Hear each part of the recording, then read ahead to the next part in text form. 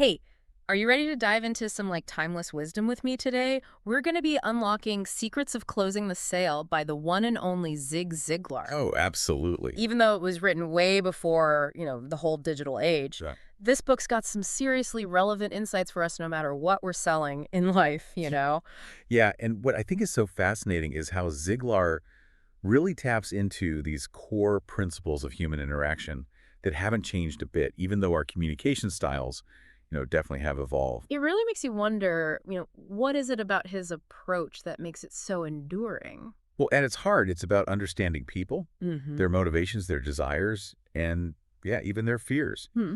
And Ziglar, he firmly believed that sincerity and genuine concern, those weren't just, good karma, they were good for business too. He kicks off the book with that central idea, right? Putting people first. Absolutely. It's not about being slick, it's about being real. Mm-hmm. But he didn't just talk. Ziglar scaled his impact massively. He From one-on-one sales, he went on to reach millions through books, seminars, even those old school infomercials. think about it. Mm-hmm. Those same principles are at play in today's digital landscape, right? Totally. Successful online businesses, they're not just selling products. They're building communities, offering value, cultivating trust, all things Ziglar championed. Yeah, it's wild how relevant it all still is. It is, it is. Now, Ziglar talks about the 4 reasons people hesitate to buy. Okay. No need, no money, no hurry, and no desire. Right. Have you ever thought about where you fall into those categories as a consumer? Oh, absolutely. Yeah. It's funny. Insightful. It really is. It makes you kind of evaluate your own thought process when you're thinking about purchasing something. Totally.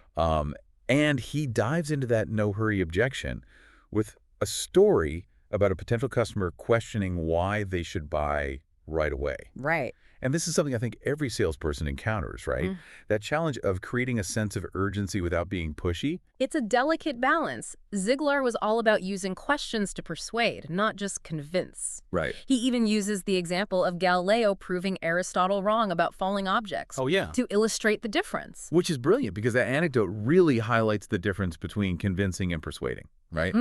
Yeah. See, convincing, that relies on logic, evidence, and facts. Right. But persuasion, that taps into emotions, those desires we all have. And asking the right questions, as Ziglar suggests, it helps those potential customers uncover the value for themselves. Exactly. By asking, instead of telling you become a trusted advisor, not someone just pushing a product. It's about guiding them to that aha moment Yeah. where they realize they need what you're offering. It's so true. And, Ziglar uses this great example of 2 shoe shiners Okay. to highlight the importance of believing in your product. All right. One only offered a basic shine, while the other one was really passionate about showcasing the benefits of that premium option. Right. I bet you can guess who got more business. It shows how genuine enthusiasm can be contagious. Totally. And it circles back to that key point of building trust and credibility. Yes. People can sense when you're being insincere. So believing in what you're selling is crucial.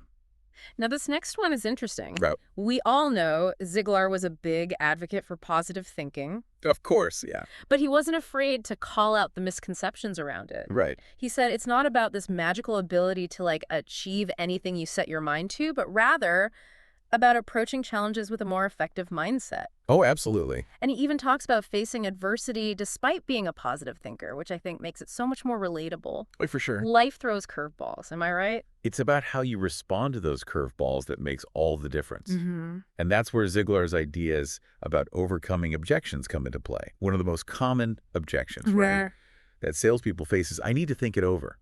But as Ziglar points out, that often masks a deeper hesitation. Maybe the value isn't clear or there's missing information. That's where you, the skilled persuader, come in. It's about reframing that objection as an opportunity Absolutely. to address those lingering doubts and really help them make a decision that truly aligns with their needs. Right. Ziglar was brilliant at that. He was. He was also a huge advocate for the power of word pictures. Oh, yeah. Those vivid sensory descriptions that make a product come alive. Like he talks about describing food on a menu. Okay. It's not just about listing ingredients, it's about making your mouth water. Right. He understood that people buy with their emotions, and what better way to tap into those emotions than by painting a compelling picture? Absolutely. And even with the most enticing word pictures, sometimes you still hear that dreaded no. Oh, yeah. But here's where Ziglar's perspective, I think, is so refreshing. Okay. He saw no, not as a dead end, but as a signal. Like they're saying, tell me more, convince me. Exactly. It's about recognizing that no often means I need more information or I don't see the value yet. Right. Ziglar tells this great story about trying to buy French cuff shirts. Okay. He kept hitting those dead ends until he found someone who didn't just say no, but instead said, I can get them.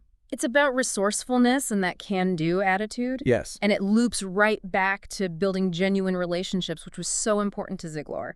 He had this amazing story about Bill Tennyson, a home builder, Okay. who went above and beyond for his clients. Right. Like sending progress pictures, adding thoughtful touches. Yeah. He really went the extra mile. And what's the takeaway there? What is it? Exceeding expectations doesn't just create satisfied customers. Right. It leads to referrals. Word of mouth is powerful. And builds your reputation. 100%. Think about it. When you've had a stellar experience with a business, you tell everyone. Totally. Yeah. Speaking of powerful, Ziglar believed that the most crucial part of the entire sales process was the salesperson themselves. Absolutely. Right. Yeah. He stressed that honesty and integrity weren't just ethical principles. They were essential for building those lasting relationships. Yeah, and this goes beyond just paying your bills on time. Right. It's about genuinely caring about your customers and their needs. He told a story about a woman who bought cookware from him, but said, you're definitely not much of a salesman. And you know what Ziglar's response was? What was it? He was thrilled. He was? He was thrilled because to him, that wasn't an insult. Right. It meant she trusted her own judgment. Right. She believed in the product, not his sales pitch. Which is exactly what you want. It's about empowering the customer. Absolutely. And that brings us to another critical element of Ziglar's philosophy, Okay. the importance of follow-up. Right. And I don't mean hounding people for another sale. Right. He was talking about nurturing those relationships long after the initial transaction. He had this great story about Billy, a saleswoman, Okay. who was meticulous about her customer records. Right. She wasn't just tracking sales. She was building a really detailed understanding of their preferences and their needs. Got it. Right. Yeah. So she used that information to kind of anticipate what her clients might need next, Okay. offering valuable advice and solutions. So it's like she was turning customers into lifelong fans. Totally. And that approach is more relevant than ever in today's digital age, right? Totally. Think personalized email marketing, targeted offers based on past purchases. Yeah. It's all about staying top of mind and showing your customers you value their business. It makes you think about those businesses that you keep going back to, Sure. right? It's rarely just about the product itself. It's about feeling valued. Absolutely. And understood. Of course. Yeah, and that leads to another powerful point that Ziglar makes, and it's this. People buy what they want more than they want the money it costs, you know? Okay. He uses this really vivid image of like tearing up a dollar to illustrate that if a product can save you money in the long run, the upfront cost becomes almost insignificant. It's like investing in a good quality winter coat. There you go. Yeah. You might spend a bit more up front, but you're going to save on doctor's visits when you don't catch a cold. Exactly. Yeah. It's about focusing on that long-term value, not just the immediate price tag. Right. And this applies to so much more than just material goods, you know. Think about investments in your education, your health, or even like those once-in-a-lifetime experiences. What are you willing to invest in to create a richer, more fulfilling life? Now, that's a question worth pondering. It is. And it ties into this idea of understanding what motivates people, Right. which Ziglar believed was so essential for effective selling.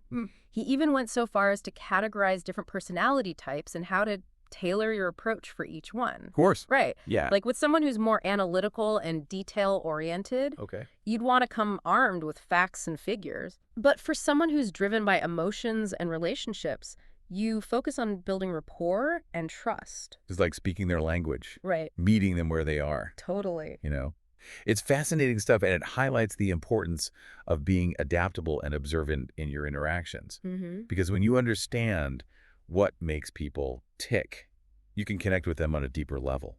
And that's where those genuine relationships are formed. Exactly. Ziglar truly believed that selling at its core was about connecting with people, understanding their needs and helping them find solutions, and that's a skill that transcends professions. Oh, absolutely. It's about navigating the world with greater empathy and understanding. He often said, you can get everything in life you want if you will just help enough other people get what they want. So as we wrap up our deep dive into Ziglar's secrets of closing the sale, remember this. Sincerity, understanding, and that genuine desire to help others, those are the keys to unlocking not just sales, but meaningful connections in all aspects of life. Well said. And that's a legacy worth striving for.